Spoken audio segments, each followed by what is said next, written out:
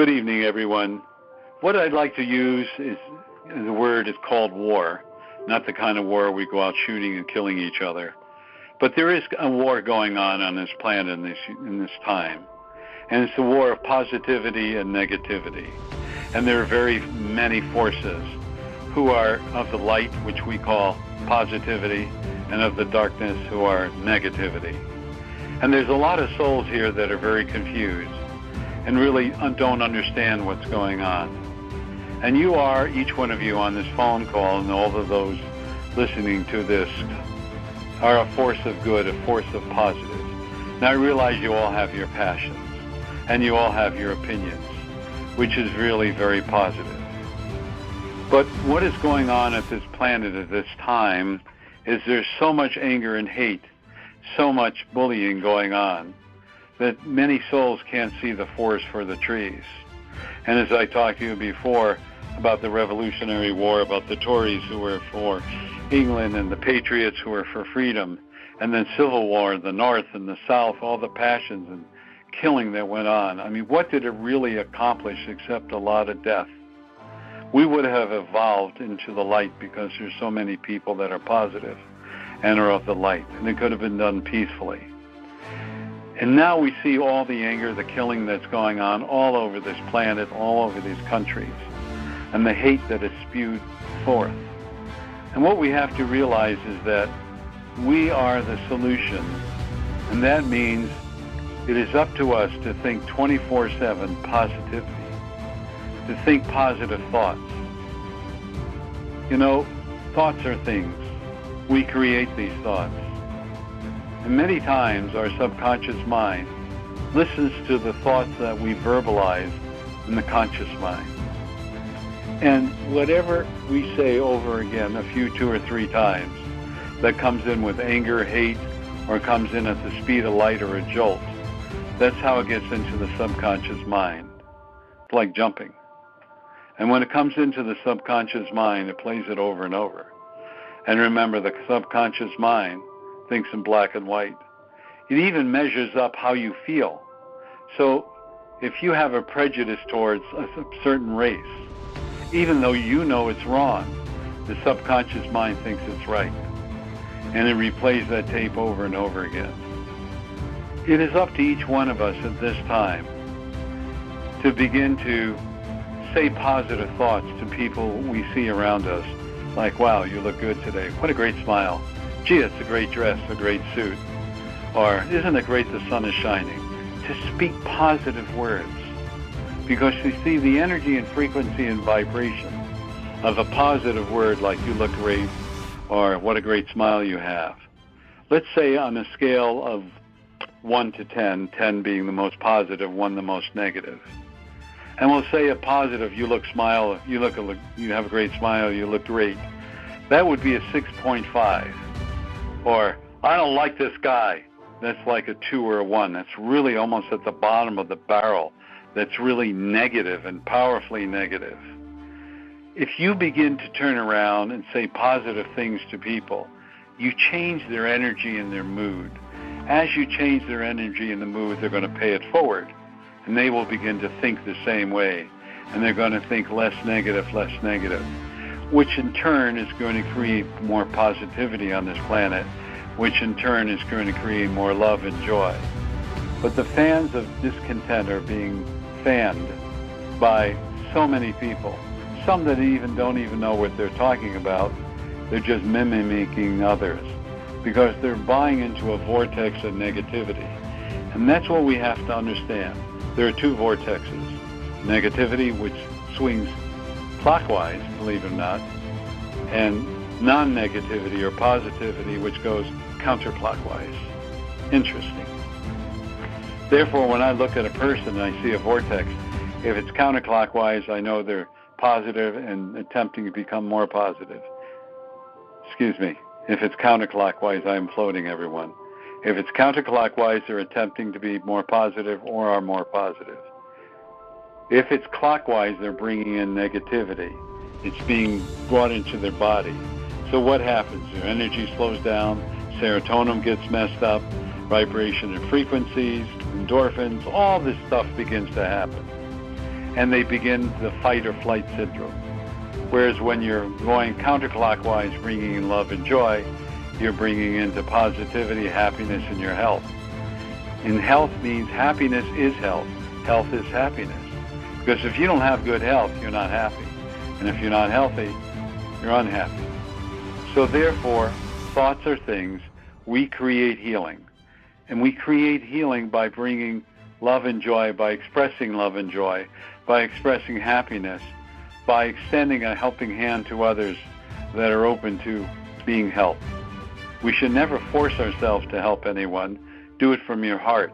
Do it because you love them, because it's the right thing, but not for a specific reward. On the other hand, because you do that out of love, what comes around goes around, and what happens is you have more love and joy and happiness in your life. You can choose at this very moment not to be part of the chaos in this life. Now, we're all judgmental to an extent. You know, you go to a restaurant, one person likes Italian food, one likes French, one likes German, one likes Irish. I mean, that's our preference. So there is some judgmentalness to that. But it's not creating harm. It's that whatever resonates with you could be your ethnic background. On the other hand, if we buy into others' thoughts and anger and frustration, we begin to dissipate the energy of our body.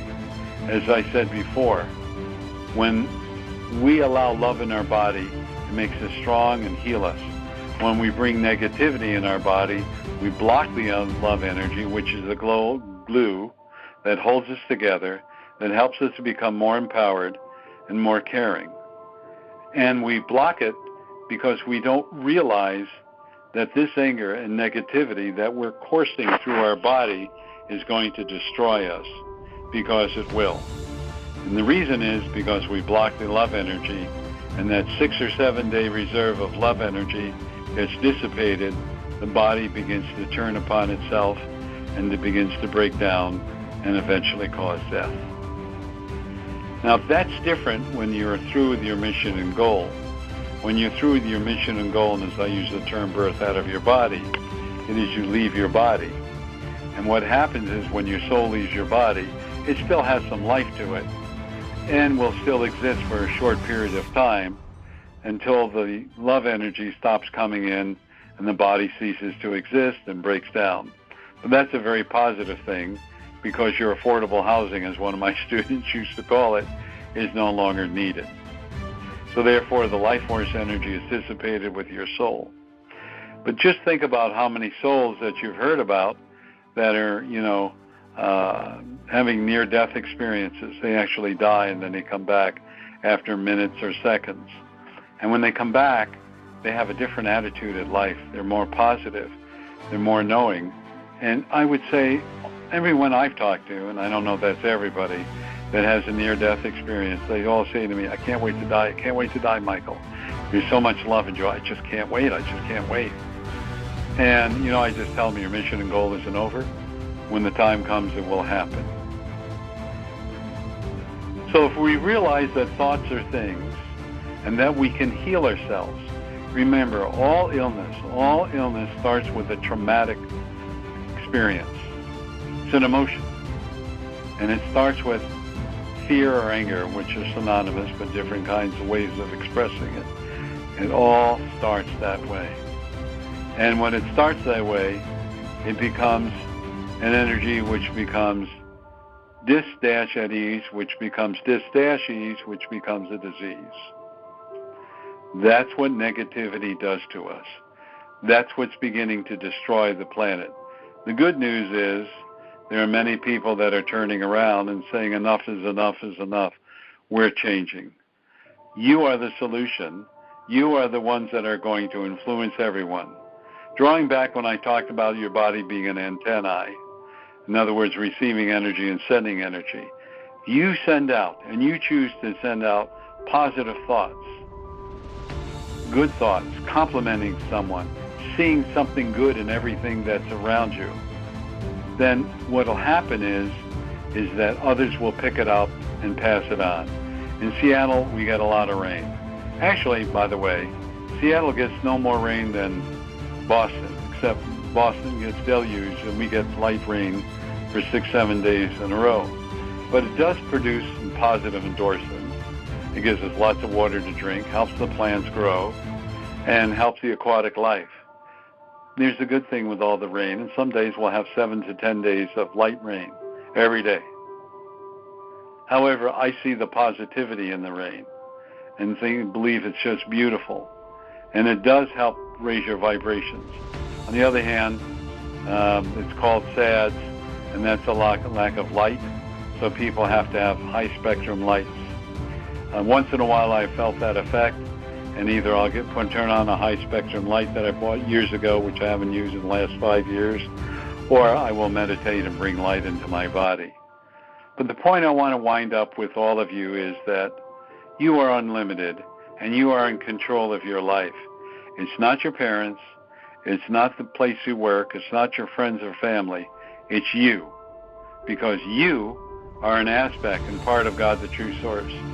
And if you can just grasp the idea that God the True Source has one immutable, unchangeable, steady energy, which is unconditionally love, which is how you are created, all you need to do is spread that love with a loving thought. Try to do 1 an hour to whatever is around you. They're going to laugh and make fun at you.